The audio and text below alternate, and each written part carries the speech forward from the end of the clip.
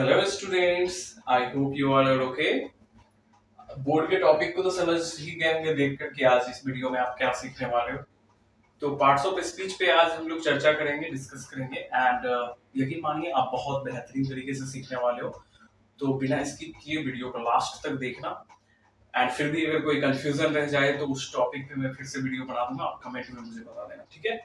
तो चलते हैं, बिना किसी देरी के शुरू करते हैं पार्ट्स ऑफ स्पीच। सबसे पहले ये डिस्कस करेंगे कि हम लोग पार्ट्स ऑफ स्पीच ही पहले क्यों पढ़ते हैं, व्हाई। पार्ट्स ऑफ स्पीच हम क्यों पढ़ते हैं, पार्ट्स ऑफ स्पीच होता क्या है एंड पार्ट्स ऑफ स्पीच काम कैसे करता है। सबसे पहले आप इस पे हम लोग डिस्कस करेंगे कि ये क्यों पढ़ते हैं, क्या होता क्या है एंड कैसे पढ़ते हैं इसको, ठीक है। तो सबसे पहले क्यों पे डिस्कस करते हैं कि पार्ट्स ऑफ स्पीच आपको क्यों पढ़ाया जाता है। ग्रामेटिकल टर्म है तो क्यों पढ़ाया जाता है। तो सबसे पहले यही आंसर निकल के आएगा क्योंकि अगर आप इंग्लिश सीखना चाहते हो तो इंग्लिश सीखने के लिए आपको पार्ट्स ऑफ स्पीच सिखाया जाता है, एक नॉर्मल तरीके से मैं बता रहा हूँ। लेकिन अगर इसको डीपली समझा जाए, डीपली सोचा जाए, तो ध्यान से जरा आप इमेजिन करना जो मैं भी कहने वाला हूँ। हमारा एक ब्रह्मांड है जिसमें हम लोग रहते हैं, हम मनुष्य रहते हैं ना। हमारी इस दुनिया में बहुत सारे लोग हैं, मैं हूँ, आप हो, आपके अलावे भी और लोग हैं इस दुनिया में। तो सबका अपना अपना चेहरा अलग है, फेस अलग है, प्रोफेशन अलग है, काम अलग है, काम के साथ साथ लोगों की पहचान अलग है ना। अब जैसे कोई पढ़ा रहे हैं, जैसे मैं पढ़ा रहा हूं तो आप लोग मुझे टीचर कह रहे हो, बाकी अगर कोई आप लोग तो जानते हो तो मुझे टीचर कह रहे हो, बाकी अगर कोई दूसरे लोग भी देखेंगे मुझे तो मुझे देखकर यही कहेंगे कि हाँ ये टीचर है, क्योंकि मैं क्या कर रहा हूँ, पढ़ा रहा हूँ। कोई लोग इलाज करते हैं, ट्रीटमेंट करते हैं, लोगों को दवाइयां देते हैं, तो उनको लोग क्या कहते हैं कि ये डॉक्टर है। और कोई अगर चोरी करता है तो उसको लोग क्या कहते हैं, चोर है। अगर कोई चोर को पकड़ते हैं तो आप क्या कहते हो कि ये पुलिस है। ठीक वही इंग्लिश की दुनिया में भी होता है। जिस तरह से हमारे इस पूरे दुनिया में अलग अलग तरह के, अलग अलग फेस के लोग हैं, उसी तरह से इंग्लिश की दुनिया में अलग अलग तरह के वर्ड्स होते हैं, ठीक है। क्या होते हैं, हमारे कंट्री में लोग होते हैं, बट इंग्लिश की दुनिया में, किसकी दुनिया में, इंग्लिश की अपनी ही एक दुनिया है जिसमें क्या होते हैं, वर्ड्स होते हैं।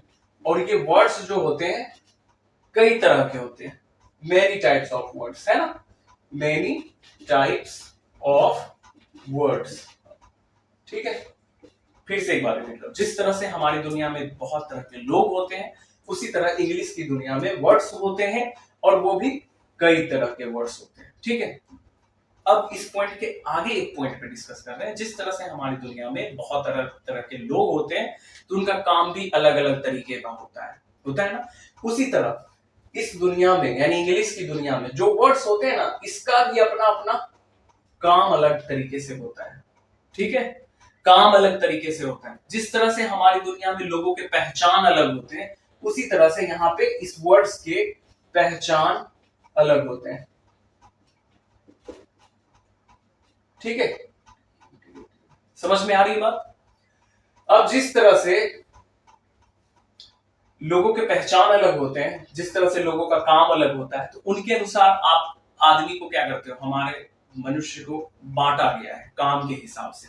उसी तरह से इंग्लिश की दुनिया में किसको बांटा गया है, वर्ड्स को बांटा गया है। किसको बांट दिया गया है, वर्ड्स को बांट दिया गया है। किसके हिसाब से, वर्ग के हिसाब से, आइडेंटिटी के हिसाब से, पहचान के हिसाब से, ठीक है।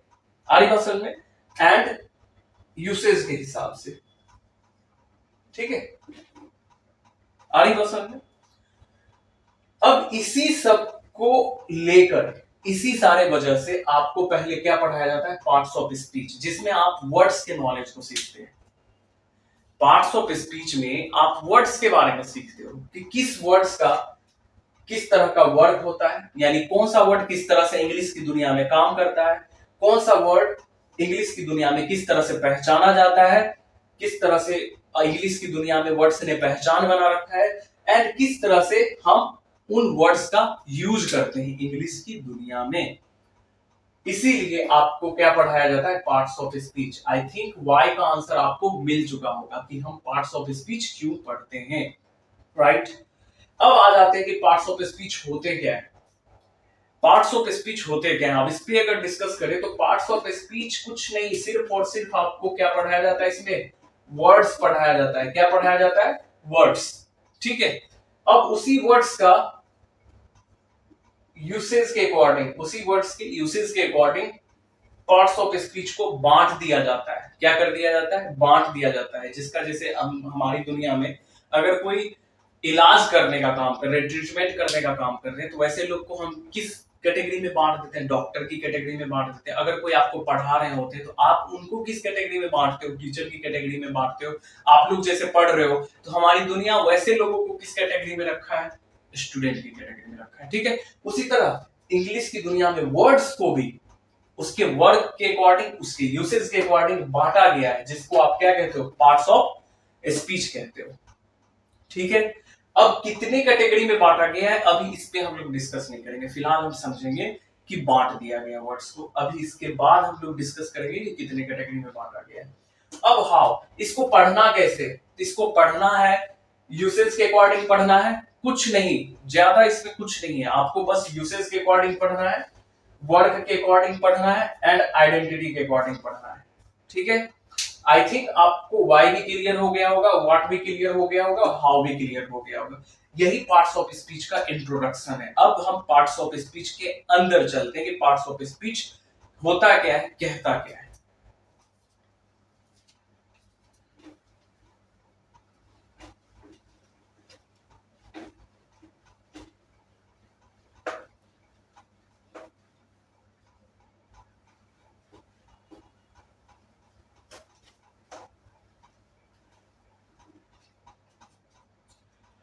अब देखिए, हमने जस्ट डिस्कस करा पार्ट्स ऑफ स्पीच को, पार्ट्स ऑफ स्पीच क्या होता है, और वर्ड्स को यूसेज के अकॉर्डिंग जो बांटा गया है, कितने पार्ट्स में बांटा गया है, तो उसका आंसर होगा 8 पार्ट्स में।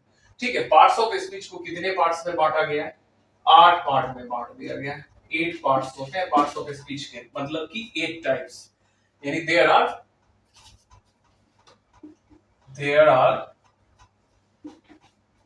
8 types of parts of speech.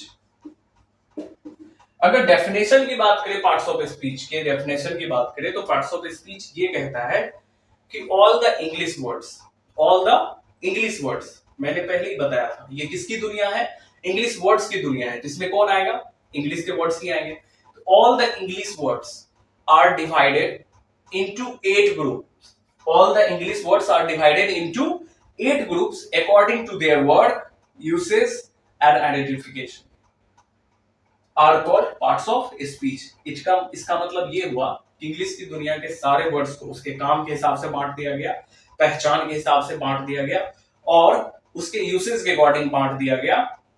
और वही जिस जिस कैटेगरी में बांटा गया है तो उसकी कैटेगरी कितनी है, 8। ठीक है, जिसको अभी हम लोग डिस्कस करेंगे। There are 8 types of parts of speech, और वो कौन कौन से होते हैं, वो होते हैं, पहला नाउन। ठीक है, यानी कि कुछ वर्ड्स इंग्लिश की दुनिया में ऐसे होते हैं जो नाउन की तरह काम करते हैं, तो उसको किस कैटेगरी में रख दिया गया, नाउन की कैटेगरी में रख दिया गया। कुछ वर्ड्स प्रोनाउन की तरह काम करते हैं, अभी प्रोनाउन नाउन पे डिस्कस करेंगे हम लोग। फिलहाल अभी मैं समझा रहा हूं कि इंग्लिश के जितने भी वर्ड्स हैं वो नाउन की तरह काम कर रहा है तो उसको नाउन में रखा गया, अगर वो प्रोनाउन की तरह काम कर रहा है तो उसको प्रोनाउन की कैटेगरी में रखा गया, अगर उसको वर्ब की तरह वो काम कर रहा है तो उसको वर्ब की कैटेगरी में रखा गया। ठीक है, अगर कोई वर्ड एडवर्ब की तरह काम कर रहा है, इन सारे काम को मैं बताऊंगा कि ये काम कैसे करता है। फिलहाल आपको समझना है कि अगर कोई वर्ड इसके जैसे काम करेगा तो वो सारे वर्ड्स एडवर्ब में आएंगे। ठीक है, अगर कोई वर्ड इसकी तरह काम करेगा, ठीक है, तो एडजेक्टिव के कैटेगरी में आएगा।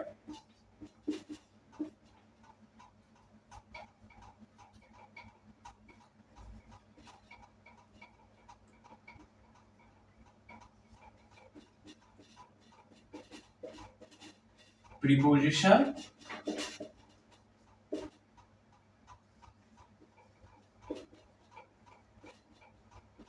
Conjunction and last interjection.